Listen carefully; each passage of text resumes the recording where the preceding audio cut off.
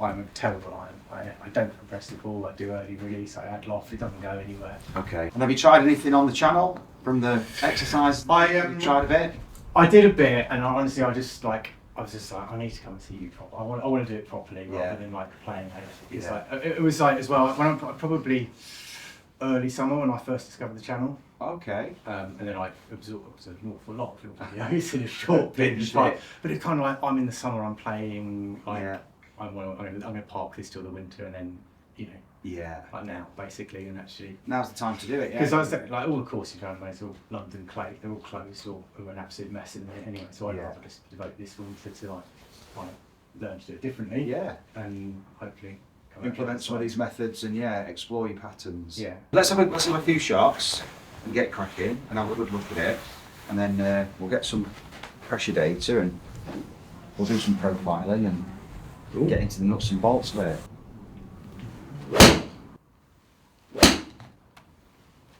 Let's do some club work and then we'll go on the pads. Because I want you to feel what it's like to deal off the club. Yeah. You're going to flail and trail it. So we're just going to use the butt end of the golf club as the main focus of attention, and we're just going to move it sideways, back and forth. So you're going to move it back, away from the ball, and then move it forward. This is not to say we have to do this in a golf swing. No. All we're doing here is we're just training the body to recognise more linear movement with the butt in this stage. Yeah. And then the rotation of the club happens, it goes linear, then more angular. Linear, more than more angular. Yes. Nice. Just play a couple of little chip shots, just like I did there. But it's a big movement with the handle. Yeah. Well done. Well done. Good. It's brilliant. That's fantastic. Really, really good.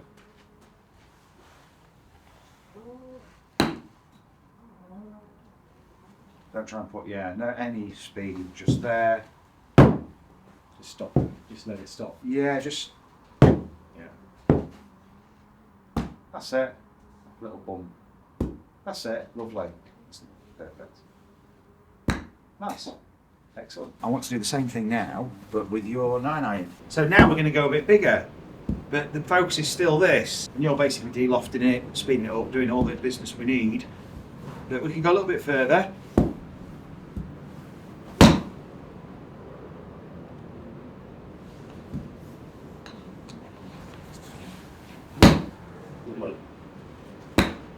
Well done, Ian. Excellent.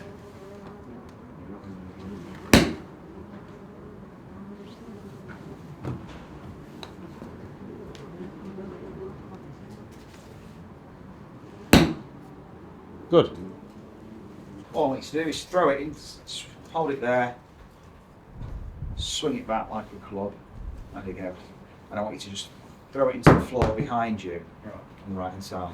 I don't want you to turn it, watch this, into the floor, and it creates that, look, it's much more powerful than extension. Yeah. Then put the club in your hand, just do it with your left hand, like a little chip, and feel, cool, move forward a bit, so, and just do a little chips to come round. That was it. Yeah. To smooth it all out, just move your butt, keep the club parallel, just move it sideways. Keep it parallel, as parallel as you can. That's it. Yeah. Now, while that's there, turn the toe into the floor.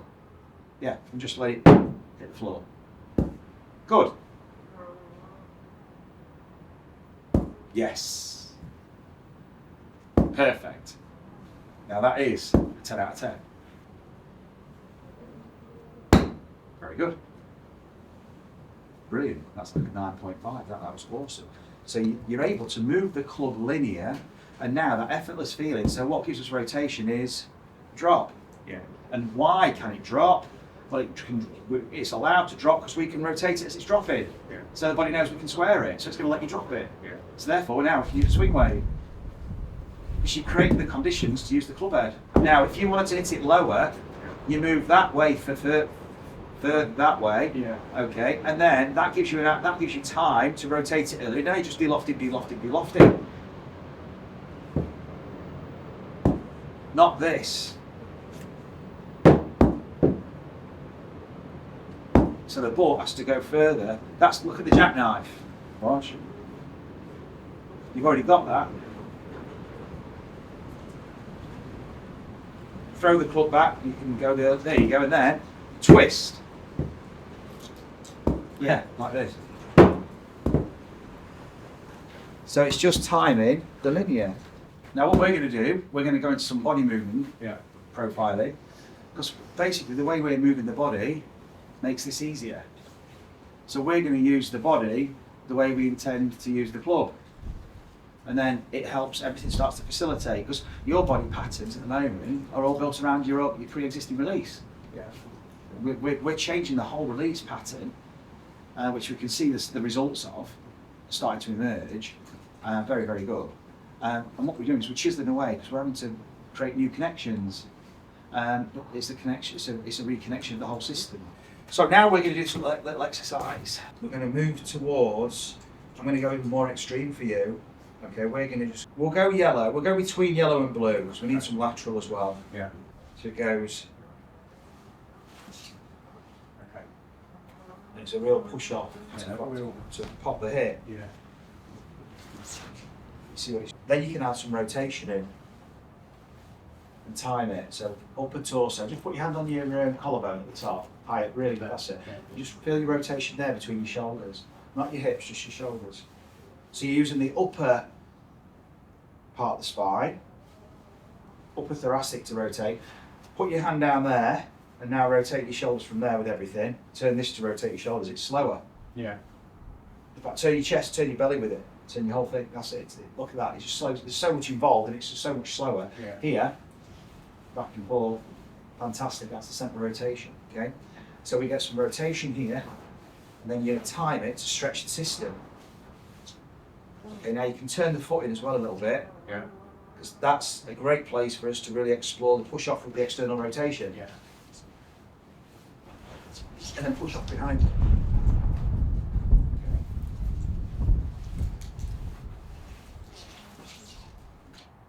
Just isolate the shoulders first, like that. Just twisting. And then whenever you feel the moment's right, you drop in with the left foot between the yellow and the blue, and then, yeah, that was awesome. And then you're going to spring with both feet and push it off behind you. Yeah. So your right foot's going to have to unload as well, watch. Yeah. You're right. So it's not So it's twisted, not- no. it's not this. Otherwise that's up above, it's this. Your right foot's going to go more towards the white. Yes, but extend, look. So the intention of jumping, slide. That's it. Now, with that, use the jump to slide the foot behind you more. Use the jump. Okay. Better. Just take your left foot and move it behind you. Now look where you're going out there. Yeah. Watch this. Just turn and look at the top. Good. Feel the right hip. How open that is. Yeah. With the leg. Yeah. Feel the pressure. Yeah. Well, this is what we want to be opening up with. Yes. Same thing. I'm just going to use. So you're not bouncing to start with. You're going to fall into it. It gets coastal off. It's not. We're not banking right side. So you need to jump. Drop in, jump. Yeah, that's better. Jump with the intention of opening the hips. Yeah. Yes. But try and leave the floor. We've got to just trust both. You've got to trust both sides. There we go. The best one so far. Yes. Now, moving to the right hand side of the trampette. Yeah. Being close together. Now you've got a bit more lateral. Now you can drop. Now you've got more drop. You can pop that way. Try, brilliant. Now make it all one go. So you're gonna.